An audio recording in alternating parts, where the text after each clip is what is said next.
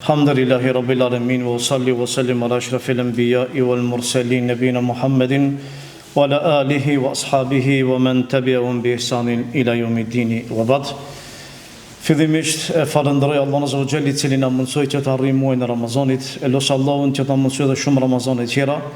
Ramazane ku do të shfrytëzojmë deri në maksimum në adhurimin e Allahut Azza wa Jalla dhe shpresojmë faljen e Tij edhe mëshirën e Tij. E los Allahun që të na forcon gjatë këtij muajit. Dhe lusë Allahun që të na mëshiron dhe mos na lëre që dalim prej këtij muajit pa të qenë falur prej Allahut Azza wa Jall. Me lenin Allahut, si temë që e kam zgjedhur që të foli gjatë këtij muajit Ramazanit, është një temë që ka të bëjë me disa probleme shoqërore që I kemi në mesin tonë, disa probleme që ankojmë shpesh, raportet e tona me prindërit tanë, raportet e tona me fëmijët tanë, raportet e tona me bashkëshortet e tona, raportet e tona me shokët tanë, me vëllezërit tanë, me mësust, me xhallarët, me dietarët e kështu me radhë. Këto probleme I kemi në përditshmëri. Dhe vazhdimisht ankohemi prej tyre dhe vazhdimisht kërkojmë zgjedhje. Unë me lenin Allahut këtë temë e kam titulluar thatësia emocionale, ku shprehet ajo thatësi, ajo ftohtësi që e kemi në zemrat e tona kundrejt prindërve tanë, apo fëmijëve tanë, apo qerve që do të flasim me lenin Allahu xhel gjatë këtyre ligjëratave. Sot si temë parë që e kam zgjedh është thatësia emocionale me prindrit. Normalisht ne si musliman e kemi parasysh që prindrit duhet që të respektojnë dhe mos respektimi I tyre është mëkat prej mëkateve të mëdha. Natyra e njeriut është e tillë që e do prindin edhe anon që ta respektojë atë. Vetëm sa ai personi që është zemër ngushtë, që ka problem me personalitetin e tij, me karakterin e tij, nuk I respekton prindërit e tij. Sepse në esencë tash respektimi është obligim, kurse mos respektimi është gjuna prej gjunave të mëdha. Allah Azza wa Jall në disa ajete na urdhëroi që të respektojmë prindërit tonë, na porositi që të respektojmë prindërit tonë. Edhe këto porosi janë porosi të mëdha për neve që ta kuptojmë realitetin e respektimit prindërve. Allah Azza wa Jall tha: "Wa wasayna al-insana biwalidayhi." Tha, ne kemi porosit ose ju kemi porosit që të silleni me prindërit tuaj mirë. Po ashtu Allah Azza wa Jall tha: "Wa qada rabbuka alla ta'budu illa iyyah." Allahu e caktoi që mos adhurohet askush tjetër përveç Allahut dhe po ashtu të silleni mirë me prindërit tuaj. Po ashtu Allah Azza wa Jall tha: "Fa'budullaha wa la tushriku bihi shay'a wa bil walidayni ihsana." Tha, adhurojeni Allahun dhe mos I përshkruani atij shok, mos I përshkruani atij ortak dhe me prindërit tuaj silluni mirë. Këto porosit Allahut Azza wa Jall qartë e paraqesin se si duhet muslimani që të sillet me prindërit e tij. Madje Allah Azza wa Jall siç e pat e solli paralel me adhurimin e tij dhe e përmendi respektimin e prindërve që na bën qartë me dije se sa e vlefshme që është respektimi I prindërve. Allah Azza wa Jall kur foli për pejgamberët e tij, në mesin e tyre përmendi Yahya ibn Zakaria. Pejgamberët e Allahut kishin shumë veti të mira dhe ishin me virtyte të larta, pejgamberët e Allahut Azza wa Jall. Mirë po në mesin atyre virtyteve kishin edhe respektimin e prindërve. Prandaj për Zekerian, Allah Azza wa Jall tha: "Wa barran bi walidayhi wa lam yakun jabbaran asiya." Tha, Yahya ka qenë respektues I madh I prindërve të tyre dhe nuk ka qenë kryelart, nuk ka qenë rebel kundrejt tyre. Po ashtu për Isën alayhis salam e përmendi Allahu që Isa ka thonë: "Wa ja'alni mubarakan aynama kunt." Allahu më bëri që qemi bereqetshëm kudo që jem. Kjo është sënimi I besimtarit, që qeti bereqetshëm kudo që shkon dhe kudo që jetë. Dhe mos jetë problematik dhe mos shkaktojë probleme kudo që shkon. Wa ja'alni mubarakan aynama kunt wa usani bis salati waz zakati ma dumtu hayya. Dhe më porositi ta fali namazin, ta jap zakatin përderisa unë jam gjallë. Wa barran bi walidati, dhe ai më bëri që unë të jem e respektues I nënës time. Wa lam yaj'alni jabbaran shaqiyya, dhe nuk më bëri që qem rebel I cili e kundërshton prindin. Do thot, pejgamberët e Allahut Azza wa Jall e kanë pas kët prej pejgamberllëkut të tyre dhe prej karakterit të tyre që ta respektojnë prindin me qëllim që ta shohin njerëzit dhe ta marrin si shembull dhe ne poshtë ta marrim ose të I marrim ata si shembull. Pejgamberi sem poshtë në sunetin e tij lajmëroi që mos respektimi I prindërve është një prej gjunaheve më të mëdha. Një ditë prej ditëve sapo ju drejtua dhe ju tha: "Ela unabbiukum bi akbaril kabair." Atë ju tregoj për gjunahën më të madh. Edhe këtë porositi ose e përsëriti 3 herë pejgamberi Allahu xhel. Përsëritja e pejgamberit Allahu 3 herë tregon qartë se pas asaj që do të vijë diçka që është e madhe. Diçka që duhet patjetër me dëgju mirë se çka thot pejgamberi Allahut azza wa jall. Tha që tregoj se cili është gjunohu më i madh, a që tregoj cili është gjunohu më i madh, a që tregoj cili është gjunohu më i madh, i thon po ja Rasulullah, pejgamberi Allahut tha shirku billah.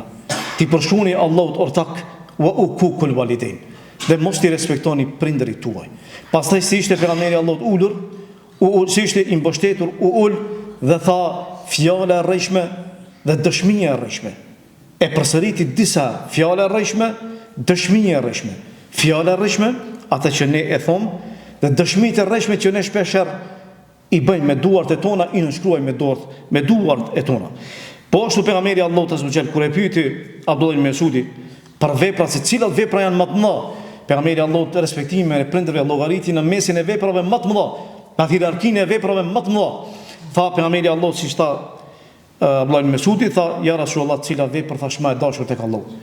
Tha namazin në kohën e vet. E pastaj ja Rasulullah, tha respektimi i prindërve, e pastaj tha lufta në rrugën e Allahut azza wa jall. Ebu Darda erdhi një njeri shkoi te ai dhe i tha nona ime po më urdhëron që ta lishoj gruën. A kam drejta ta dëgjoj nonën edhe ta lishoj gruën? Tha Ebu Darda, e kam dëgju pejgamberin e Allahut azza wa jall duke thënë që prindi është dera e mesme e xhenetit. Nëse do e ruan e nëse do e humb atë. Dera e mesme e xhenetit qëllimi është shkaku i cili çon xhenetin e Allahut. Dietar thon, a duhet që të respektohet në këtë rast prindi dhe ta dëgjoje prindi dhe ta lëshoj gruan e tij, qof baba apo nona? Dietar thon, ai duhet patjetër që të marrë të rishikojë sebepet që i ka marrë gruaja e tij. A është e vërtet fjala e prindit apo jo? Sepse normalisht ne baballarët e tonë nuk i kemi sikur se Omeri radhiyallahu anhu, i cili ka qenë i drejtë dhe ka pas drejtësi. Ne kemi zakonisht probleme familjare në mesin tonë për disa gjëra timta, disa gjëra thjeshta. E prandaj duhet me pas kujdes njeriu që në këtë rast është vërtet që respektohet prindi, megjithatë duhet që të rishikohen sebepet e nëse ka arsye që të lishohet tamam, nëse jo atëherë patjetër që të bëhet sepse ashtu i bëhet edhe padrejsi. Askush nuk ka mundësi ta kthejë hakun e prindërve ashtu siç e meritojnë. Pavarësisht ne sa mundohemi që të respektojmë ata, megjithatë haku i prindit është shumë i madh. Thot njëri prej sahabëve transmeton ose njëri prej një gjumë që ka ardhur për Omerin radhiyallahu anhu. Për Ibn Omerin, djalin e Omerit radhiyallahu anhu, që e pa një njerëz që kishte pasur nonën e vet e kishte pasim në shtëpi. Edhe bënte tavaf. Ti tavafin kush ka qenë numër apo në haxh disa sa rënd është. Edhe me marrë, thotë me mojt tash nonën pesh e rënd. Edhe ai çfarë thonte? I citon disa fjalë dhe thonte unë jam sikurse devja e cila përulet edhe nënshtrohet në atë aspektin e respektimit. Dhe nëse kalor si trembet, unë nuk trembem. Do thotë që kam fuqi dhe do ta mbaj edhe nonën time në shtëpinë që jap hakun asaj. Dhe pas asaj shkoi te Abdullah ibn Umeri dhe i tha a ja dhash hakun nënës ime? I tha Abdullah ibn Umeri jo. Tha asa një rënkim që e ka pas nana jote në momentin që të kalin ty. Ato rënkim, ato vështirësi që i ka nana në momentin e lindjes, që ka qenë sebeb që ti me dalë këtë dunjë. As asja s'ke pas mundësi që të barazosh me të. Megjithatë, edhe pse ne nuk kemi mundësi që ta arrijmë atë kulmin, po ne jemi të urdhëruar që të respektojmë maksimum ata. Pejgamberi sa më tha, nuk ka mundësi që evladi ta të japë hakun prindit ta shpërblej, që është në këtë dunjë si sebeb, asesi përveç se nëse e gjen një prind që e kanë bë sklav ose që është sklav, edhe më pas ai e ka bler edhe e ka liru atë. E do thotë ne vesh mund të themi që Allahu na përmirësoft për thatësinë emocionale që e kemi ndaj prindërve tonë dhe për atë mos respektim që ja bëjmë atyre. E Allahu na përmirësoft sepse me të vërtetë jemi ngaflet, jemi pa kujdesi të madhe, kurse pasojat në vet i shohim më vonë te fëmijët e tonë, po i shohim edhe për dishmërinë e tonë. Si manifestohet si duket mos respektimi i prindërve? Unë shkurtimisht, sepse është temë e gjatë, unë do të mundona shkurtimisht i paraqes disa prej pikave që kanë bëjnë me mos respektimin e prindërve. Si duket ajo, si manifestohet ajo. E para prej asaj është ankesa, irritimi, zemrimi kur prindi të urdhëron. Prindi të jap një urdhër. Edhe thotë që shembull, me shku me vepru diçka, ose me bën diçka, ose me ble diçka. Ti çka thua ankosh? Thu jo. Kum gjetë mu. Pse veçon? Fillon që të zemrohet edhe të irritohet deri në skaj. Kurse Allah zogjër thot fela tekul lahuma ufin, tha mos ju thuaj atyre as uf. Ibn Kathiri thot se kjo fjala uf në mesin e fjalëve të këqija, të pahishme, është më e ulta. Paramendoj ti qerës se sa janë të mëdha. E kur e vladi irritohet edhe kur zemrohet me prindi shkaku i urdhë që e prindi, atëherë dije që kjo aludon që është mos respektimi i prindërve. Si manifestimi i dytë është vrasësia me prindrit. E rrit zëri. I vrasht sjelljen e tij me prindit. Nuk të intereson fare a je me shok, a je me prind. Nuk e di çuditjet edhe prindi vet se me kanë duke fol. A je të fol me babën e me nonën, a je të fol me shokun tan. Edhe çka bën e rrit zonin. Ashtu i vrasë sjellje. Kurse neve Allah zotën na porositin shumë ajete që jemi të butë me ta. Edhe qemi të mirë me ta. Allah tha wala tanharhuma wa qul lahumā qawlan karīmā. Tha mos je i vrash me ta. Dhe bëhu i mirë, folju fjalë të mira atyre. Wakhfid lahumā janāha ad-dhulli min ar-rahmah wa qur rabbi irhamhuma kama rabbayani saghīra. Dhe lëshoj krahat e tua për ulës dhe mëshirës, edhe thuaj o Zot, mëshiroj ata sikurse ata që më edukuan mua kur isha i vogël. Kush të edukoi? Nana dhe baba. Nana dhe baba, ata ishin sebeb që ti fillimisht jesh këtë dunjë. Edhe pastaj ata u lodhën, u munduan, për ty punuan, që ti të shkollohesh, të edukohesh, të bësh njeri, të bësh burr, ose të bësh vajzë, në atë aspektin asoj të bësh gru, tamam si duhet. Megjithatë vjen koha kur ti i harron gjitha ato. Edhe në fund çka ndodh? Ndodh pastaj mos respektimi, vrasësia, thatësia emocionale, dhe në fund pastaj pasojnë edhe gjunat, edhe problemet që sot fatkeqësisht ne i kemi në shoqëritë e tona. Normalisht që respekti duhet me qenë shkaku i bindjes që e ke obligim, jo shkaku i asoj që ti shpreson diçka prej prindit, ose shkaku i frikës, se ka prej fëmijëve që ja ka frikën prindit edhe respekton. Nuk është qëllimi këtu. Qëllimi është që të respektohet prindit për shkak se ti e ke obligim fetar, e ke obligim prej anës Allahu xhel, jo që ti ja ke frikën atij që është më i fuqishëm se ti, edhe të rre. Jo, po ta respektosh për shkak se ti e ke obligim. Edhe për këtë arsye do kënaqësinë e Allahut nëpërmjet kënaqësive të prindërve fiton edhe kënaqësinë e Allahut azza xhel. Edhe nëse prindi është jo musliman. Nëse prindi është jo musliman, e ke obligim ta respektosh përderisa ai nuk thirr ty ta adhurosh dikë tjetër jashtë Allahut, edhe nuk thirr gjuna. Edhe nëse nuk është jo musliman, edhe duhesh ti mbajsh ta respektosh, edhe cillesh mirë me të. Paramendoj jo musliman, po paramendoj kur prindi është musliman. E çka themi për ata të cilët prindërit e tyre nuk i kanë fetar? E vetë ajo është fetar, edhe shpeshherë kanë mes tyre për çështje do të fesë ose çështje probleme me dunjos. Gjithë ato probleme, si dhe shumë e vrasht, si dhe shumë e ashpër, pa edukat. Esma binti Ebi Bekër, tha erdhi tha nana ime, në atë periudhë tha nuk ishte muslimane. Edhe kur erdhi, edhe qëllimi i saj ishte të mbajmë lidhjet, non, fëmijë, edhe shkova e pyeta për mësëm dhe i thash, a ti mbaj lidhjet me te? Tha, po vizitoj edhe mbaj lidhjet me te. Prej dukurive tjera, prej manifestive tjera, mos respektimi prindërve është shikimi i tyre me vrasësi. Do thotë e shikon prindin me, po kur e shikon me vrasësi.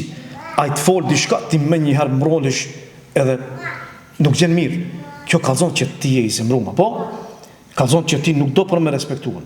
Prandaj thoshte Urvete Ibn Zubair, thoshte nuk e ka respektu prindin e tij ai i cili e shikon me vrasësi. Se ka respektu. Vrasht, i ashpër. Apo vrasësi, ashpërsi, edhe kur sillet me të me krye lartësi, jo me respekt. Jo me respekt, edhe jo me pamësi. E kjo është më e keqe që sot e shohim edhe fatkeqësisht fëmijët as që e kuptojnë, edhe se shpeshherë ne e flasim, edhe diskutojmë megjithatë, ata vazhdojnë që të ecin në njëjtën rrugë. Po ashtu, ngritja e zërit ndaj tyre. Kur fëmia e ngrit zërin ndaj prindit vet, kjo aludon që fëmia nuk ka edukat. Sepse nuk mundet një fëmijë i cili është edukuar mirë me edukat fetare, ta ngritë zërin ndaj prindërve të tij.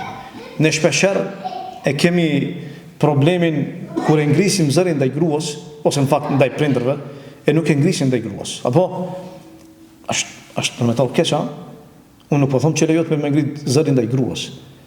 Ama me ngrit zërin ndaj prindërve është gjuna më e madhe. Apo vjen morë, pse se gruaja thotë, e po mirë baba non, ku janë ata? Do thotë deri aty ka arrit çështja që ti domethënë dashuria që ndjen ndaj gruas që të mban më e madhe sa dashuria ndaj nonës edhe babës. S'ka mundësi me qenë barabarta, sado që ne themi dhe sado që ne mundohemi, nuk është e vërtetë që dashuria e nonës është e barabartë me dashurinë ndaj gruas.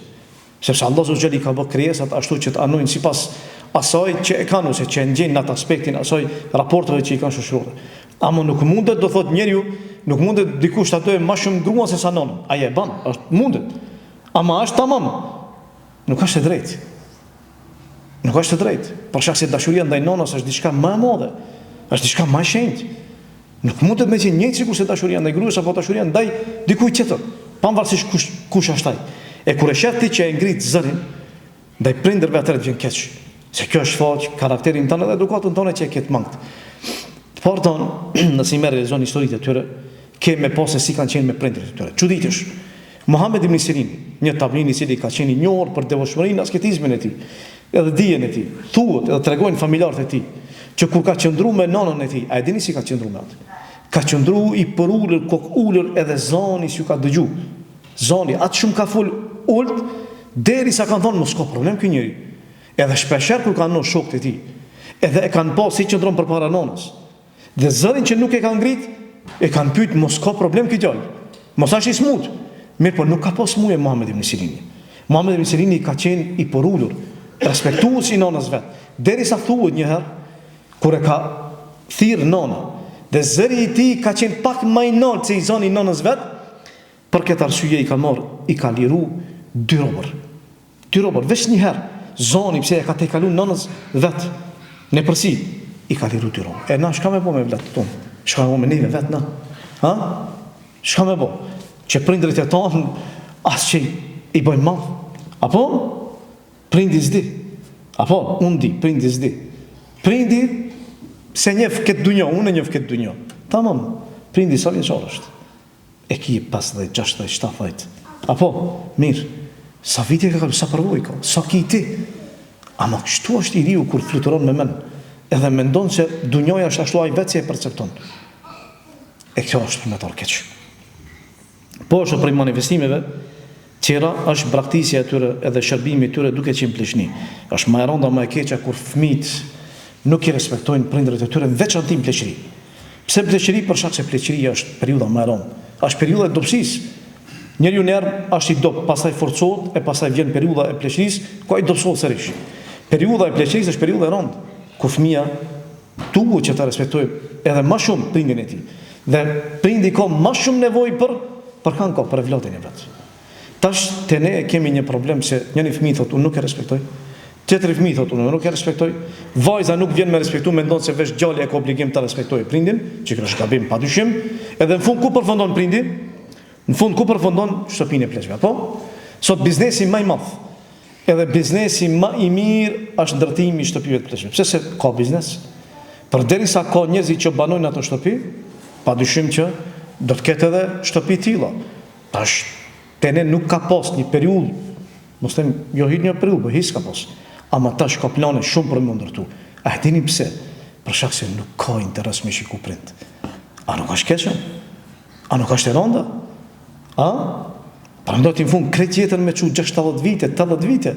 Edhe në fund e vladi me të marrë me çu me ndejt me një dhumë vet atje, edhe dikush marrë me të la, edhe me të pastru, edhe me shërbi, vend se me qenë vladi jot ai i cili vjen, vend se me qenë vladi i cili garon për me ardh, për me të respektu, për me garon, për me ardh me të respektu, ti çka bën? Ti e braktis shërbimin e ti.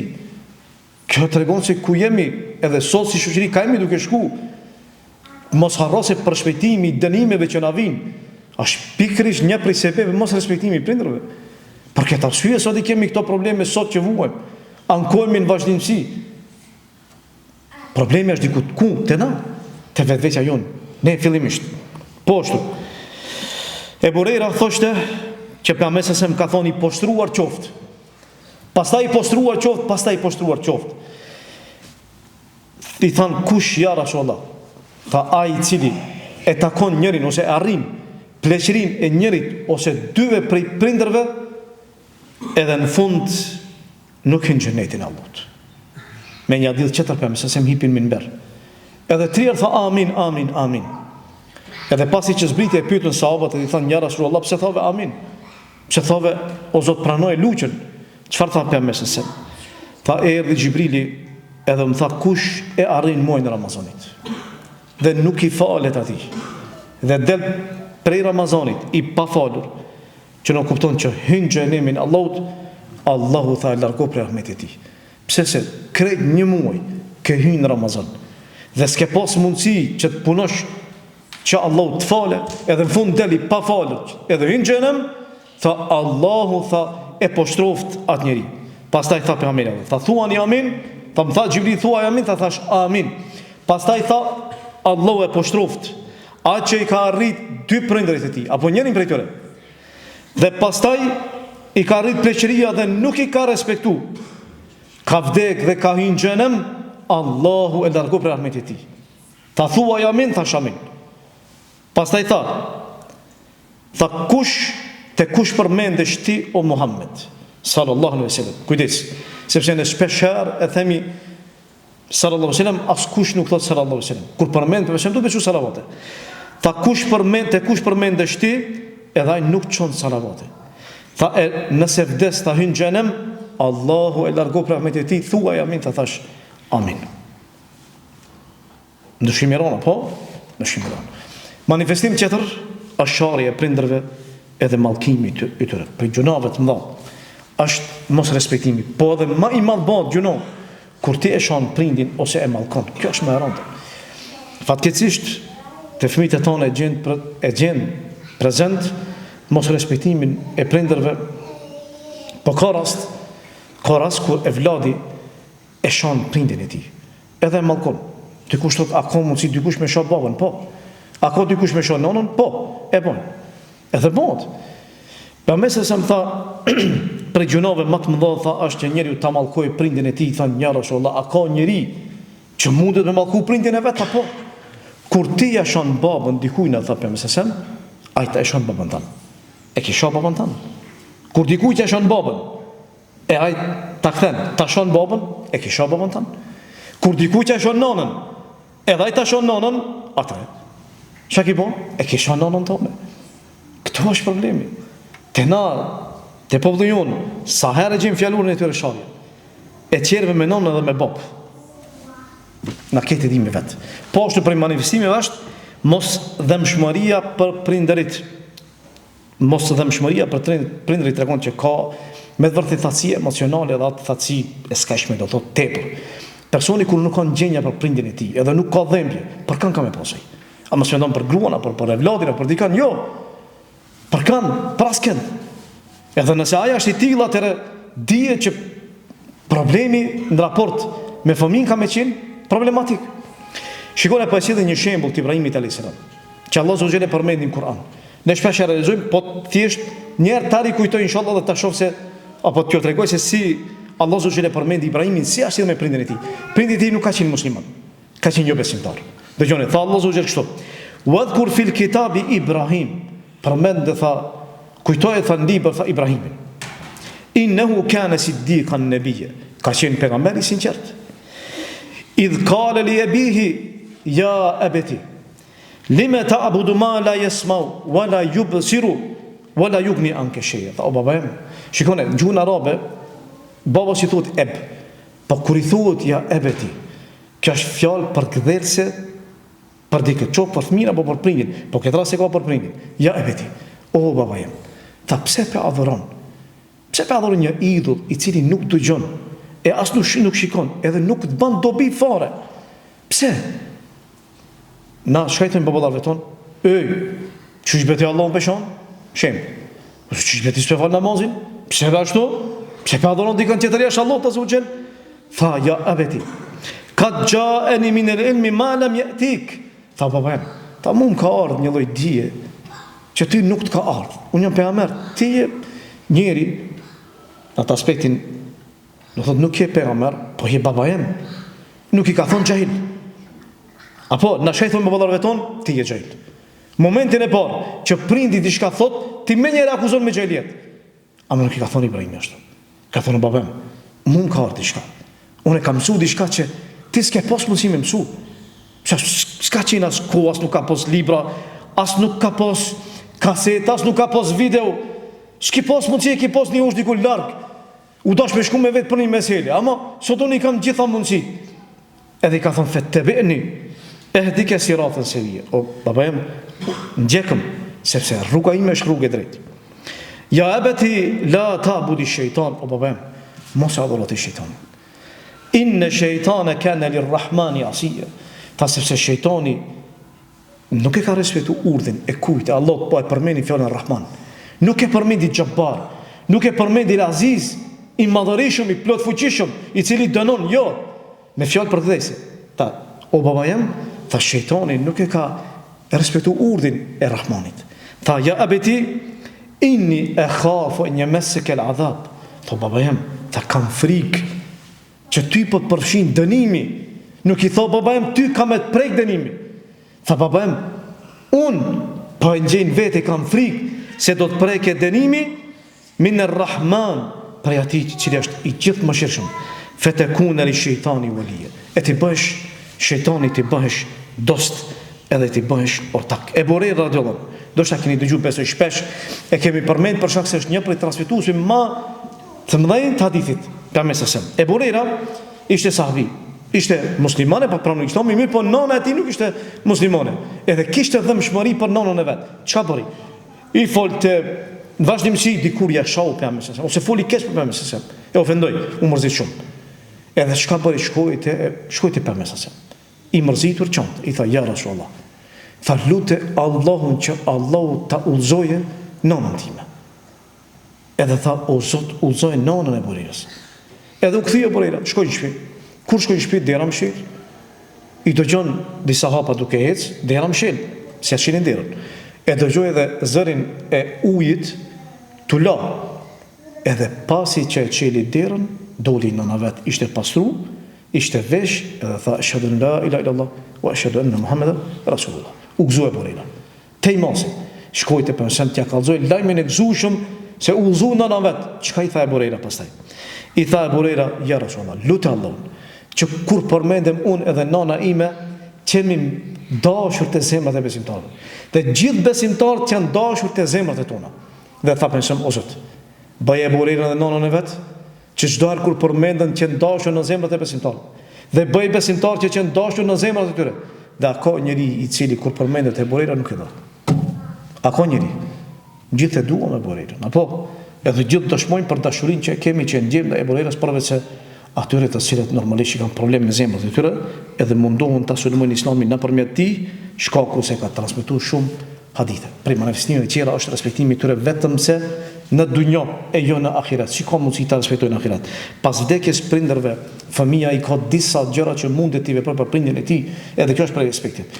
Nëse e kufizon vetëm se në dunjë, edhe në fund ja bën një qelime, edhe i thu hajde për të mirë, edhe mund me ty s'kam punë, edhe s'kujtohet më kur, atëherë di që puna nuk ka mirë. Puna jote nuk ka mirë. Për shkak se shumë vepra tjera ka që mundesh për me vepru, me tregu dashurinë që e ke pas edhe respektin shkaku i asaj që të edukon edhe të lidhen. Cilat janë ato vepra, do t'i përmendi shkurtimisht. E para është istighfari. Fëmia mundet që të lutet për prindin e tij te Allahu, që duhet të kërkuar falje për prindin e tij. Pamesa sa më tha. Allahu tha e ngrit gradën e një robit ndershëm në xhennet, edhe çuditë thotë ja Rab, prej ku kjo? Tha pamesa i thuhet atij shkaku i istighfarit fëmijës tanë që ka bërë dunjë. Prindit ka vdekur, po? Ama ti kur thua o Zot, mëshiroj prindin tim, o Zot fale prindin tim, atij rritën gradat në xhennetin e Allahut. Pamesa më tha që pas vdekjes birit Ademit veç 3 gjëra i shkojnë. Sadakaja rrjedhshme, dija e dobishme që e ka lënë dunjë dhe njerëzit kanë përfituar prej asaj dhe e shpërndajnë, dhe poshtu fëmia i mirë i cili lutet për të. Kjo është shumë e rëndësishme. Ti ka mundësi me pas fëmijë mirë, po asnjëri prej tyre as që i shkon mendjat e tij që të lutet. Fare. Apo, por kur fëmia është i drejtë, është i mirë, i edukuar, edhe lutet për prindin, kjo e tregon edukatën e tij dhe dashurinë që e ka ndaj prindërve të tij. Prandaj kanë thënë disa prej dietarëve, kretë mundin që e përjeton prindi, kreta sakrificë që e bën, i avlen, martesa i avlen, mundi i avlen, pse veç që ta kesh një fëmijë pas teje, i cili do të lutet për ty, pasi që ndrosh jetë. Po ashtu, larja e borxhit, nëse prindërit kanë pas borxh. Realisht, larja e borxhit duhet që qetë prej trashëgimisë tij, po kur prindi nuk ka trashëgimi, atëherë fëmia i alon prindit borxhin që e ka Ibn Abasi, thotë që edhe një grua dhe pyeti për shemb tha nona ime është zëtu për me shkon haç, po s'ka pas mundësi me shkon haç, a mujtan që ta kompenzojë të shkojnë haç për të? Tha pejgamberi tha po, tha krye haxhin për ta, tha a e ke pa, tha nëse nona jote kishte pas borxh, a e kishe kthej borxhin? Po, e tha borxhi i Allahut është më i madh se sa borxhet e tjera. Po ashtu lëmosha e vazhdueshme, lëmosha Imam Nevaviu thotë rahimahullah që ulemat janë unik, këtë janë një mendimi se lëmosha i shkon të vdekurit me lenin Allah. E në këtë rast nëse prindrit kanë ndruar jetë, lëmosha që e jep për ta, shkon Ibn Abbasi thotë që pejgamberi erdhi një herë te pejgamberi, i tha ja Rasulullah, nona ime tha ka ndruar jetë, a i ban dobi asaj sadakaje? Nëse unë jap për ta sadaka, a ban dobi? Tha po, tha ja Rasulullah, kam një kopsht i cili është fridhanc, tha krejt e lën sadaka për nonën time. Po ashtu, haxhi edhe umreja, edhe haxhi edhe umreja mund që të kryen për prindrit nëse ata nuk e kanë kry. Edhe është mirë. Mirë po fillimisht duhet me kry për vete, edhe haxhin edhe umrën, e pastaj ke drejta për me kry edhe për prindin tan. Po ashtu, mbajtja e lidhjeve farefisnore me mixhallart, me hallat, me tezët, me dajallart. Nëse vdes nona nuk do të thotë që teza ka vdik. Nëse vdes nona nuk do të thotë që daja ka vdik. Nëse vdes baba nuk do të thotë që mixhat ka vdik. As nuk do të thotë që hallat ka vdik. Po duhet që të respektojnë. Edhe duhet që të nderohen sepse ata janë familje, edhe poshtu janë tafërmit e prindërve tu. E ashtu siç ka qenë tradit marrë të vizitosh, i viziton edhe pas vdekjes tyre. Poshtu, nëse baba ta kalon ose nona amanet që me shiku, nëse jeni më shumë vllazni dhe motra, edhe ju ka dek baba dhe nona, dhe ti më i madh.